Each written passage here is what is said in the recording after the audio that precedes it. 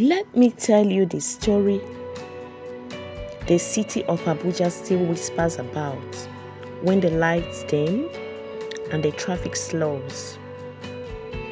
This is a story of beauty, brilliance, and a pride so loud it drowned out the quiet warnings of tomorrow. This is the story of Mirabel, and it begins not with fire or tears, but with applause. In the heart of Abuja, where glass towers rise like promises and ambition walks confidently in high heels, Mirabel was a name that opened doors. She was in her early 20s, tall and striking, with a face that seemed sculpted by fervor itself. Her smile was sharp, not gentle. Beautiful, yes, but intimidating. She owned Maison Mira, a thriving fashion house, tucked between upscale cafes and corporate offices in Wuse 2. Her designs were bold, modern and unapologetically African. Hand-woven fabrics meeting sleek silhouettes. Influencers wore her pieces. Politicians' wives whispered her name. Journalists chased her stories. And Mirabel loved every second of it.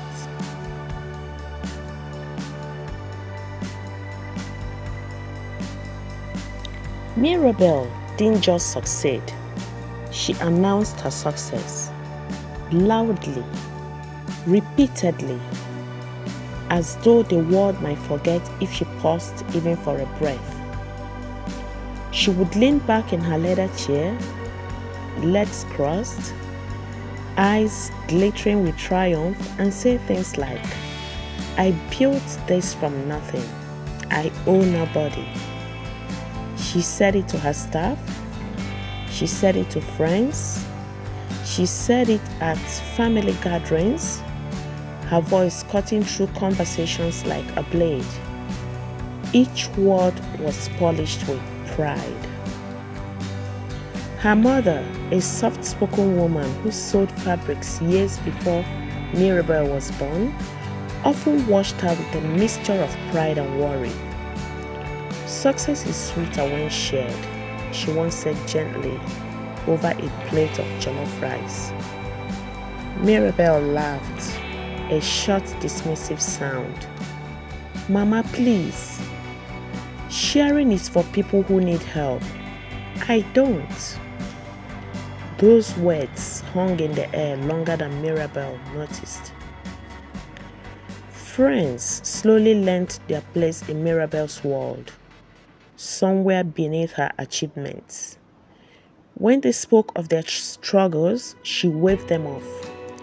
When they offered advice, she rolled her eyes. When someone dared to remind her of where she started, she corrected them sharply. "I didn't start anywhere. I created my own beginning." And so, one by one, laughter around her faded. Invitations stopped coming. Calls went unanswered. But Mirabel didn't mind, or so she thought. Because Abuja can be deceiving. The city rewards confidence, yes, but it also remembers arrogance. While Mirabel basked in magazine features and sold out collections, cracks were forming beneath the glossy surface of her empire. A tailor she once humiliated quietly resigned. A loyal supplier she insulted found other clients. A junior designer she mocked for thinking too small, left with ideas Mirabel never bothered to hear. These were small things, barely noticeable. At least that's what Mirabel believed.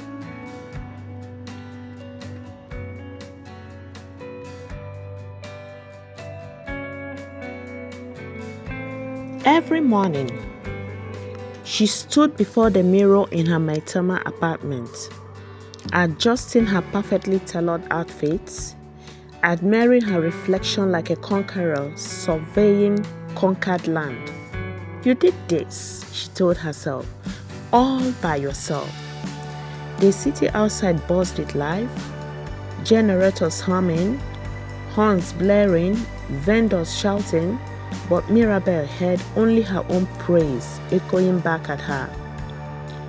Yet there were moments, brief, uncomfortable moments, when silence crept in. Late at night, when the city slept and the applause faded, Mirabel would scroll through her phone, old photos, familiar faces, people she hadn't spoken to in months, sometimes years. She felt something then, a tightness in her chest, but she dismissed it quickly. Weakness, she told herself. Successful people don't need anyone. If only she knew how dangerous that belief was. One evening, during a high-profile fashion showcase at a luxury hotel, Mirabel stood under bright lights as guests rose to their feet in a standing ovation. Cameras flashed. Applause thundered. Someone shouted, "Queen of Abuja fashion!" Mirabel smiled, lifted her chin, and soaked it all in. She did not notice the nervous glance exchanged between two staff members at the back of the hall. She did not hear the hushed conversation about faulty wiring in the studio. She did not see the warning signs because pride has a way of blinding even the sharpest eyes. As the applause roared, the storyteller in me must pause and ask you something. Have you ever been so sure of today that you forgot to prepare for tomorrow? That night, as Mirabel returned home, Abuja's sky stretched wide above her, calm and indifferent. The city had lifted her high, yes, but it had not promised to hold her forever. And somewhere, quietly, waiting beyond the glare of streetlights and success, tomorrow was sharpening its lessons. This is only the beginning, because before the fire, there was pride. Before the fall, there was applause. And before Mirabel learned the value of people, she first had to lose everything she thought made her untouchable. After that glamorous night of standing ovations and flashing cameras, Mirabel returned to her life exactly as she always had. Confident, untouchable, convinced she was seated permanently at the top. Abuja welcomed her every morning with its usual chaos. The hum of traffic on Ahmadu Bello Way, the smell of roadside coffee, the steady rhythm of ambition moving from place to place. To Mirabel, the city felt like a loyal companion, one that existed to reflect her greatness. But success has a strange habit. When you stop listening, it stops warning. The following weeks were busy, too busy for reflection. Others poured in for Maison Mira. A prominent senator's wife requested a custom outfit for an international trip. A popular lifestyle blogger hinted at a collaboration. Mirabel's calendar was packed, her phone constantly buzzing. Yet beneath the surface of this abundance, something subtle was shifting. It began with impatience. Mirabel snapped at her staff more often. A tailor who made a small stitching error was publicly humiliated. "Do you know who you are working for?" Mirabel barked, loud enough for the entire studio to hear. "If you can't meet my standards, there are 100 people outside begging for this job." The tailor bowed his head, apologized, and said nothing more. He never returned the next day. Another left shortly after, then another. Mirabel noticed, of course, but she interpreted it through the lens of her pride. They are weak, she thought. They can't handle excellence. She replaced them quickly, barely learning new names. People were tools to her now, useful only if they served her vision. At home, the distance grew too. Her younger cousin Ada once visited her apartment, excited and hopeful. Ada had always admired Mirabel, dreaming of working in fashion someday. She came with sketches and ideas, her eyes bright with possibility. Mirabel glanced at them for barely a minute before tossing them aside. "This is amateur," she said flatly. "Go back to school. Abuja isn't kind to dreamers." Ada nodded slowly, swallowed hard, and gathered her papers. She never brought up fashion again. Even Mirabel's mother noticed the change. The way Mirabel no longer called, no longer visited unless it was convenient. When her mother fell ill briefly and asked her to come home, Mirabel sent money instead. "I'm busy," she said. "Hire a nurse." To Mirabel, money was a solution to everything. She did not see how lonely that belief made her. And loneliness, my dear listener, is patient. It waits. At the studio, things that once worked effortlessly began to resist her. A fabric shipment arrived late. A power outage disrupted production for hours. A supplier complained about unpaid balances. Balances Mirabel insisted she had settled. Meetings became tense. Emails went unanswered.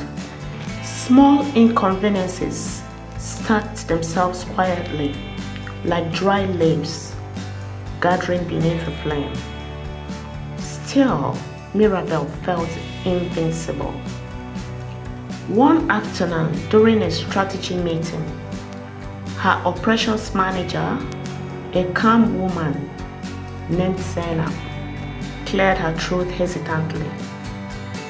"Mirabel," she began, choosing her words carefully, "we may need to review some safety measures in the studio. The wiring is old and..." Mirabel cut her off with a wave of her hand. "I beg, not now. Do you know how much renovations cost? Besides, nothing has happened all these years." Zainab opened her mouth to speak again, then closed it. She nodded once and fell silent. That silence was important. Days turned into weeks, and Mirabel's temper grew sharper. She felt constantly irritated, as though the world was slowing her down on purpose. She blamed traffic, incompetence, envy, anything but herself. Sleep became restless. When she lay in bed at night, staring at the ceiling, her thoughts raced. Why wasn't success making her happier? Why did the victories feel hollow the moment the applause stopped? She drowned those questions with work, with money, with validation from strangers who praised her online but barely knew her soul. Then came the night Abuja was unusually quiet. Rain fell gently, tapping against the windows of Maison Mirror. Mirabel had stayed late at the studio, reviewing designs alone. The power flickered once, twice. She frowned, annoyed. "Nepa," she muttered under her breath. When the light stabilized, she continued working, unaware of the faint smell in the air. Something sharp and unfamiliar, like burning plastic. By the time she noticed it, it was too late. Earlier that same day, Mirabel had ignored 3 missed calls from Zainab. She had dismissed a text message marked urgent. She had laughed off a staff member's concern about overheating equipment. One warning after another, each one brushed aside by pride. As Mirabel packed her bag to leave, the lights flickered again. This time they didn't come back on. There was a sound then, a soft crackle, like paper folding itself into flames. Mirabel froze. Her heart began to race as smoke coiled from the far end of the studio. Panic replaced arrogance in an instant. She screamed for help, her voice echoing against empty walls. Everyone had gone home, everyone except her. Mirabel ran from the building. By the time security arrived, fire had already swallowed half the building. Flames danced greedily over fabrics, machines, dreams stitched together over years. The smell of smoke filled the air, thick and suffocating. Mirabel stood outside, barefoot on wet pavement, watching helplessly as her empire burned. Her phone slid from her trembling hands. People gathered, videos were recorded, sirens wailed, but no familiar face pushed through the crowd to hold her. No friend wrapped her in comfort. No staff member stood beside her. Only strangers. As dawn broke over Abuja, smoke rising into the pale morning sky, Mirabel felt something deeper than shock, something heavier than fear. For the first time in her life, she felt alone. Not the kind of alone that money could fix, not the kind that success could silence. This was the loneliness that comes when you have pushed away every bridge, then needed to cross one. And as she stood there watching, ashes fall where applause once lived, Mirabel whispered words she had never allowed herself to think before. What if I was wrong? But my dear listener, this story is not finished because the fire only took her business. What followed next would test her spirit, her health, and everything she believed about strength, success, and people. And trust me, when tomorrow finally arrived, it did not come gently. When morning finally arrived in Abuja, it revealed what the night had hidden. Maison Mirror was no longer a fashion house. It was a skeleton of blackened walls and twisted metals. The glass door that once welcomed celebrities lay shattered like broken promises. The fabrics Mirabel once touched with pride were now clumps of ash, floating gently in the air as though mocking her belief in permanence. Mirabel did not cry immediately. She stood there long after the crowd dispersed, long after the fire service packed their hoses, long after the last phone camera turned away. She stood as if rooted to the ground, staring at the ruins with hollow eyes. Abuja moved on around her, cars honking, traders shouting, life continuing with cruel efficiency. but Mirabel felt suspended between yesterday and a tomorrow she no longer recognized. Only when a security officer gently asked her to step aside did her knees buckle. They say shock protects the mind from breaking all at once. If that is true, Mirabel was wrapped tightly in it. She went home that day without fully remembering how. Her apartment, once a symbol of her triumph, now felt foreign. The silence inside it pressed against her ears, heavy and unforgiving. There were no congratulatory calls, no comforting voices, just the hum of her refrigerator and the distant noise of traffic outside. She sat on her couch, staring at the wall, her clothes still smelling of smoke. By evening, reality knocked. Insurance agents asked questions she couldn't answer. Bank alerts reminded her of loans she had barely acknowledged. Messages from clients demanded explanations, refunds, reassurance. Her phone buzzed relentlessly, yet none of the messages said, "Are you okay?" None asked how she was holding up. They were all about money, deliverables, losses. Mirabel answered a few at first, her fingers trembling as she typed. But soon the weight became unbearable. She switched off her phone and dropped it beside her. This was the first time she chose silence. Days passed, then more days. Mirabel stopped going out. She stopped dressing up.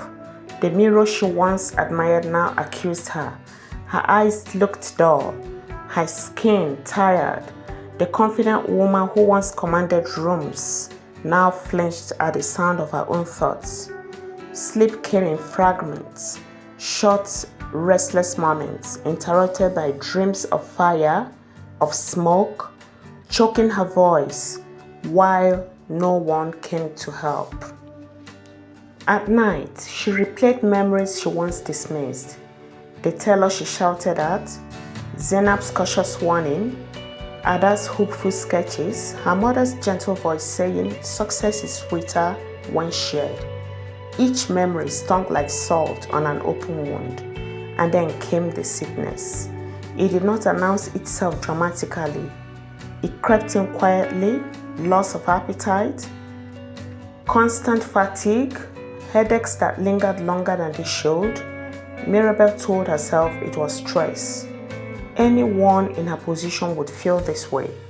But stress turned into weakness, and weakness turned into days when she could barely get out of bed. Depression, when it arrives, does not knock. It settles in your chest, heavy and cold. It whispers lies. You are nothing now.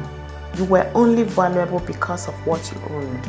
No one cares. No one ever did. Mirabel believed those whispers. She tried calling one friend, someone she used to lunch with during her peak. The call rang unanswered. She tried another, straight voicemail. She scrolled through her contacts, hesitating, pride battling desperation. Each name reminded her of a bridge she had burned. Finally, she called her cousin Ada. The phone rang once, twice, then stopped. Mirabel dropped the phone and stared at the ceiling as tears finally came. Slow, silent, humiliating tears that soaked into her pillow. For the first time in her life, she wanted help, and for the first time, she realized she had no one to ask. Abuja, the city that once celebrated her, now watched her fade quietly. Weeks later, her mother arrived unannounced. She stood at the doorway, her wrapper neatly tied, her eyes scanning the untidy apartment. Mirabel looked smaller that day, wrapped in a blanket, her face pale. Her mother said nothing at first. She simply walked in, sat beside her daughter, and held her hand. The touch broke something open. Mirabel wept like a child, sobbing into her mother's lap, wept tumbling out in broken fragments. I lost everything. I don't know who I am anymore. Nobody wants me. Her mother listened. She did not interrupt. When Mirabel finally grew quiet, her mother spoke softly. "My daughter," she said, "you didn't lose everything. You lost what you built with your hands. But what about what you built with your heart?" Mirabel had no answer. Her mother stayed for a few days, cooking, cleaning, making sure Mirabel ate. But even love has limits when pride has done its damage. When her mother eventually left, promising to return, the apartment grew quiet again, and the sickness deepened. One evening, Mirabel collapsed in her bedroom. The hospital room smelled of antiseptic and loneliness. The doctor spoke gently, explaining what Mirabel's body had already been screaming: severe depression, exhaustion, emotional trauma. "You need support," he said. "You can't go through this alone." Mirabel turned her face away. Support. The word tasted bitter. Who would support her? The people she pushed away? The ones she made feel small? The ones she believed she didn't need? As she lay there, staring at the white ceiling, Mirabel realized something painful. Success had made her visible, but arrogance had made her unreachable. And now, when she needed reach the most, there were no hands extended towards her. Yet, listen carefully, this is not where the story ends. Because sometimes, when everything familiar is stripped away, life offers you one final gift: a chance to see yourself clearly. In the quiet of that hospital room, Mirabel whispered a prayer she had never prayed before. Not for success, not for restoration, but for mercy. Outside, Abuja's night lights glowed steadily, indifferent but patient. And somewhere in that vast city, the people Mirabel once ignored were living their lives, unaware that the woman who once towered above them was now learning how to kneel.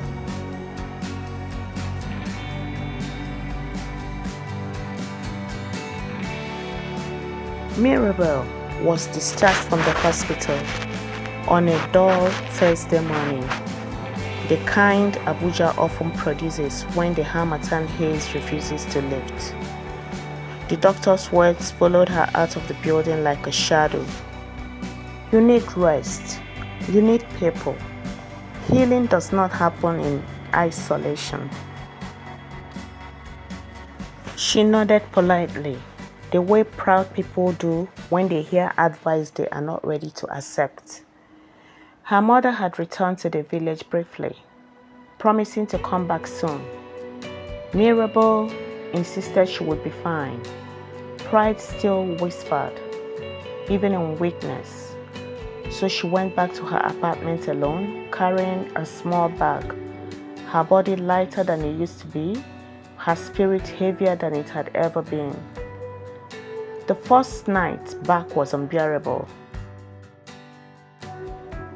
Every sound echoed so loudly: the ticking of the clock, the distant barking of dogs, the wail of passing cars. Sleep refused to come. When it did, it dragged nightmares with it. Flames crawling up walls, people calling her name and turning away, mirrors that showed her reflection, fading until nothing remained.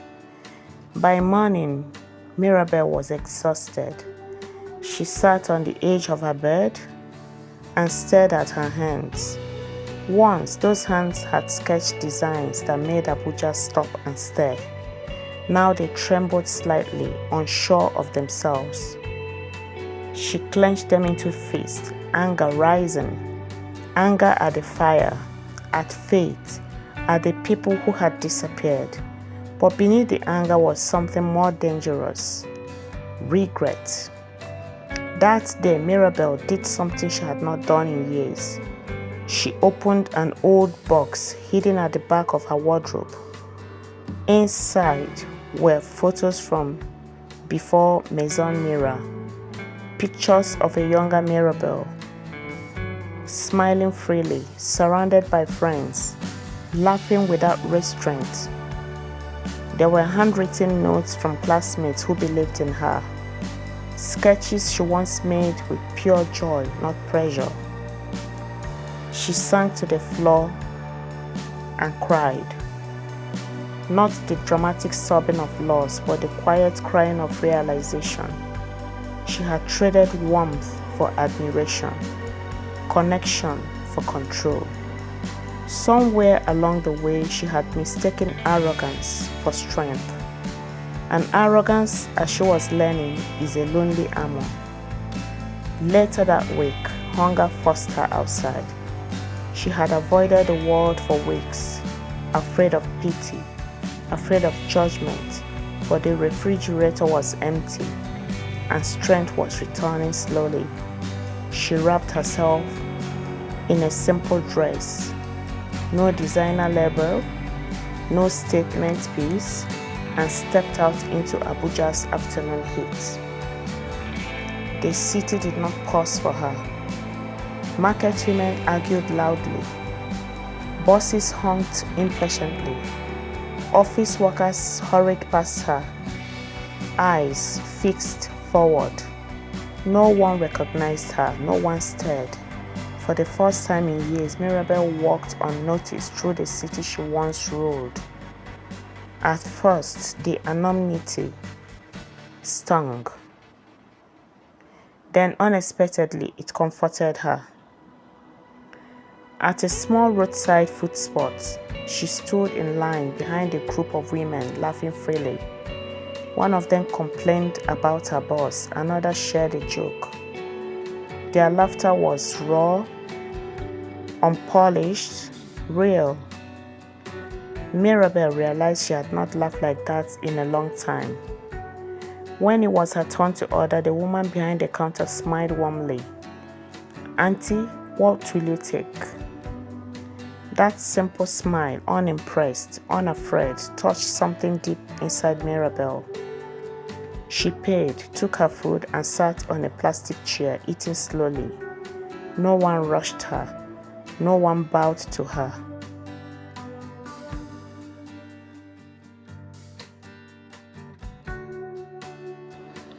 And in that ordinary moment, she felt something close to peace. But humility is not learned in one day. A few days later, Mirabel received a message that made her chest tighten. It was from Zainab. "I heard about what happened. I hope you're recovering. I just wanted to check in." Mirabel stared at the message for a long time. Her pride urged her to ignore it. Her fear warned her not to open old wounds. But something else, something softer, guided her fingers as she typed back. "Thank you. I'm sorry for how I treated you." The apology felt awkward, heavy on her tongue even in text. She had never apologized like this before, not without justifying herself, not without adding explanations. This one stood alone. Zainab replied almost immediately, "I appreciate that. I'm glad you are alive. That matters more than the business." Mirabel's eyes filled with tears. Alive, that mattered more than success. Why had it taken losing everything to understand that? That evening, Mirabel did something even harder. She called Ada. The phone rang longer this time. Just when Mirabel thought she would hang up, Ada answered. "Hello." Mirabel swallowed. "Ada, it's me." There was a pause, then a cautious "yes." I wanted to apologize, Mirabel said slowly. I was wrong about everything. Silence stretched between them, thick with old hurt. Finally, Ada spoke. That day you dismissed my sketches, she said quietly. I stopped believing in myself for a long time. I'm sorry, Mirabel whispered. I was cruel. I thought being strong meant being superior. Ada sighed. Strength is knowing when you need others. They talked for a long time that night, not about fashion, not about success, but about pain, about healing, about how words can wound and humility can heal. When the call ended, Mirabel felt drained but lighter. Days turned into weeks. Mirabel began therapy. She followed the doctor's advice. She walked more. She listened more. She spoke less. And slowly, the heavy fog in her mind began to thin. She started helping her mother at home when she visited, washing plates, sweeping floors, doing things she once paid others to do without a thought. Each task grounded her. Each act reminded her that dignity does not come from being served, but from serving. One afternoon, as Mirabel sat quietly watching the sun behind Abuja's skyline, her mother spoke again. Life has humbled you, she said gently, but humility is not humiliation. It is an invitation to rebuild differently. Mirabel nodded, tears glistening in her eyes. She did not know what her future would look like. She did not know if she would ever return to fashion or if people would trust her again. But for the first time since the fire, she was no longer demanding answers. She was listening. And that, my dear listener, is where true change begins. Because humility opens the door, but only character keeps it open. Mirabel soon settled into a quieter rhythm of life. Her mornings no longer began with hurried calls and strategic meetings. They began with silence, with prayer, with walks that forced her to notice things she once rushed past. The cracked sidewalks, the street vendors arranging their goods, the tired smiles of people chasing survival rather than applause. She no longer dressed to impress. Her clothes were simple now, chosen for comfort, not statement. And yet, something about her had changed. Her eyes were softer, her steps lighter. Pride no longer marched ahead of her. It walked behind, subdued, but not entirely gone. One morning, Mirabel received a message that made her pause. It was from a former client whose order had been lost in the fire. Instead of anger, the message was cautious, almost hesitant. I heard you've been through a lot. I'm sorry. I just wanted to know if there's any way we can talk about what happened. In the past, Mirabel would have responded with authority, perhaps even defensiveness. Now, she took a deep breath and replied honestly, I'm sorry for the loss I caused. I don't have all the answers yet, but I'm willing to listen. Listening, once unthinkable, had become her new language. They met at a small cafe, far from the glamorous places Mirabel once favored. The client spoke of disappointment, of trust broken, of plans ruined. Mirabel did not interrupt. She did not justify herself. When it was her turn, she apologized again, fully, without excuses. The client left without promising anything. Mirabel considered that a small victory, not because she gained something, but because she did not lose herself. Encouraged by this, Mirabel reached out to others, former staff, suppliers, acquaintances. Some ignored her, some responded coldly, a few agreed to meet. Each interaction humbled her further. She learned that apologies do not erase memories overnight. They only plant seeds, and seeds take time. One afternoon, she visited her old studio site.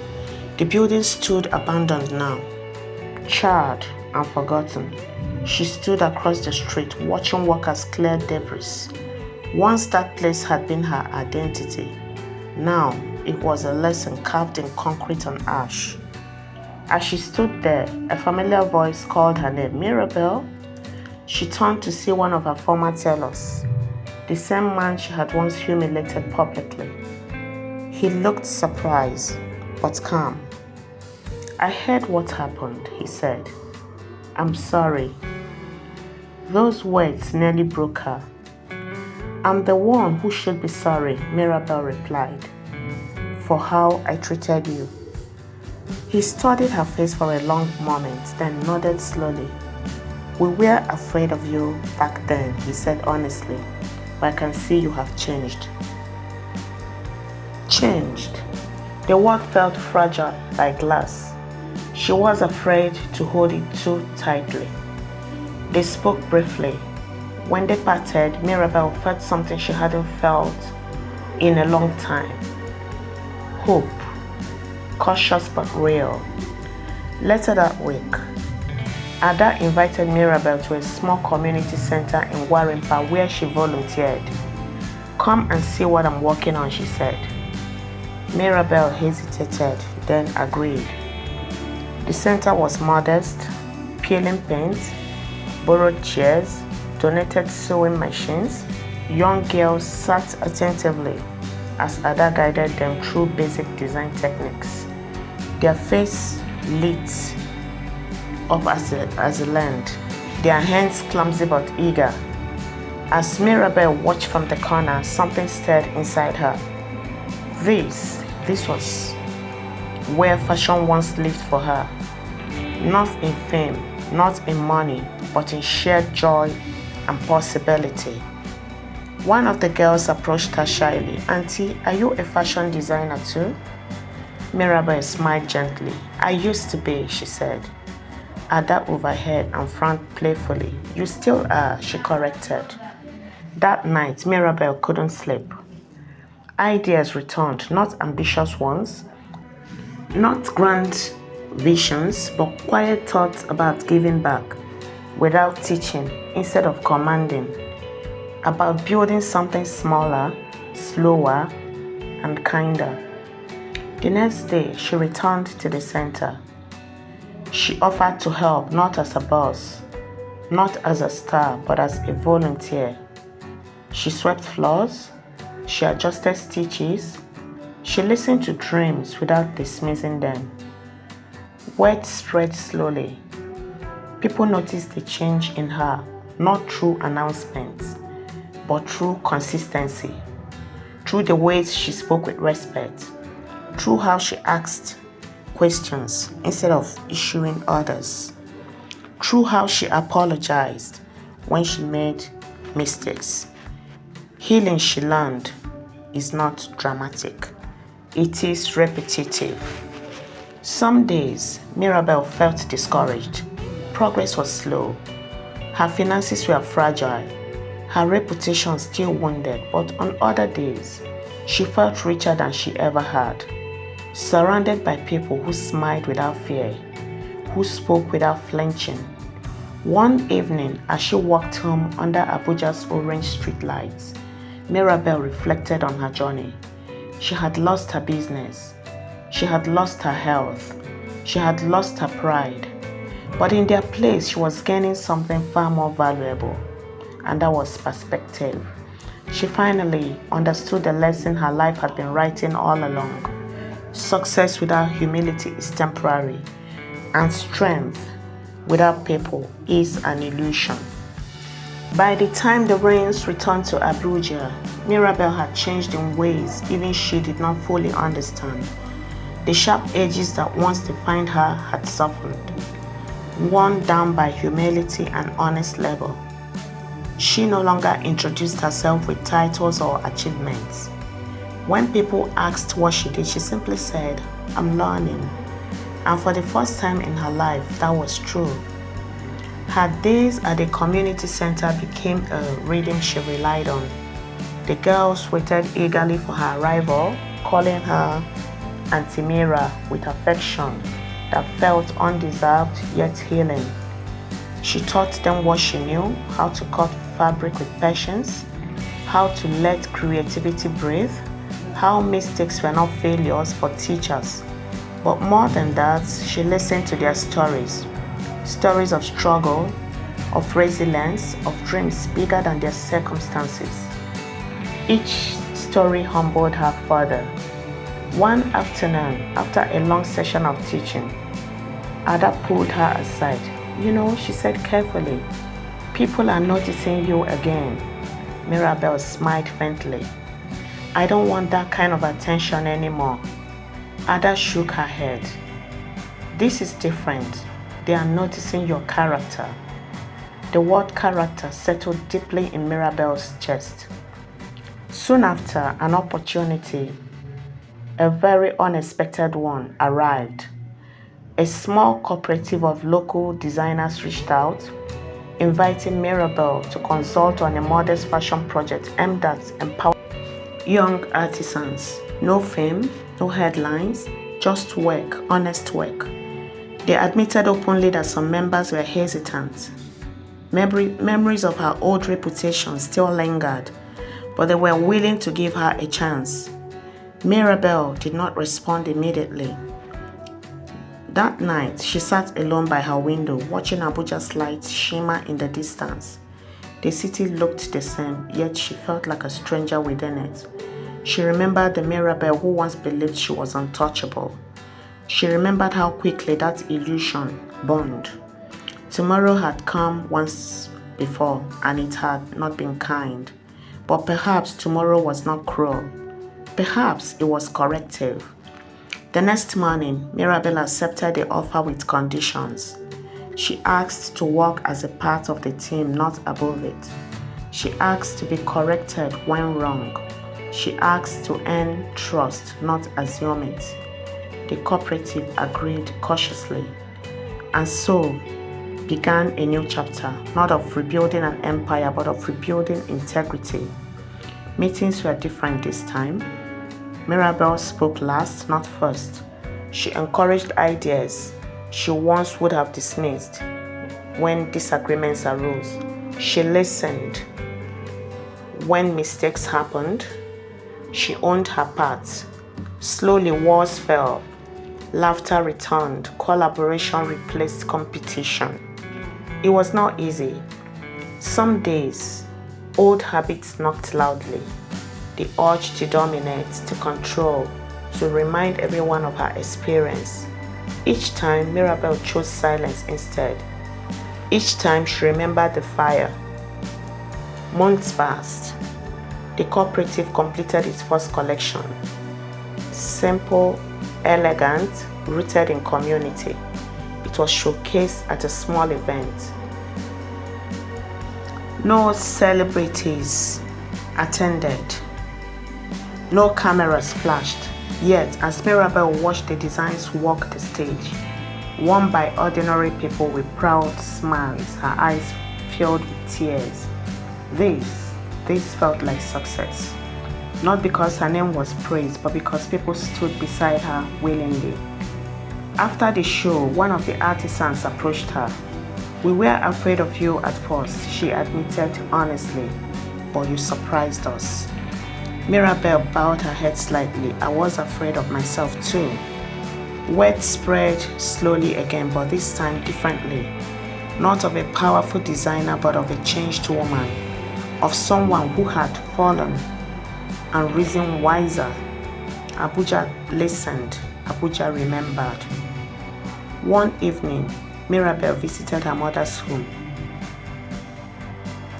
They sat together in the quiet, sharing tea. The woman studied her daughter's face for a long moment. You carry yourself differently now, her mother said softly. Mirabel smiled. Life taught me. Her mother nodded. Pain is a hard teacher, but its lessons last. As the sun dipped below the horizon, Mirabel reflected on the journey that had brought her here.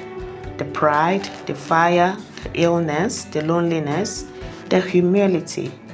Each moment had stripped something away, and in the stripping, something stronger had emerged. She finally understood the truth she once mocked. No one is truly self-made. We are shaped by warnings we heed or ignore, by people we honor or belittle, by how we treat others when we think we are above them. Tomorrow, Mirabel knew, was still uncertain. Life could still surprise her, but she was no longer afraid of uncertainty.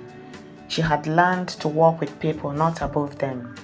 And so, my dear listener, this is the lesson the elders passed down, the one hidden inside Mirabel's story. Never look down on anyone, because the same ground you stand on today may be the ground you kneel on tomorrow. And when tomorrow comes, may it find you humble, may it find you kind, and may it find you surrounded by people who are willing to stand with you because you once stood with them. This is the story Abuja remembers. This is the story Mirabel lives by now. And this is where we end.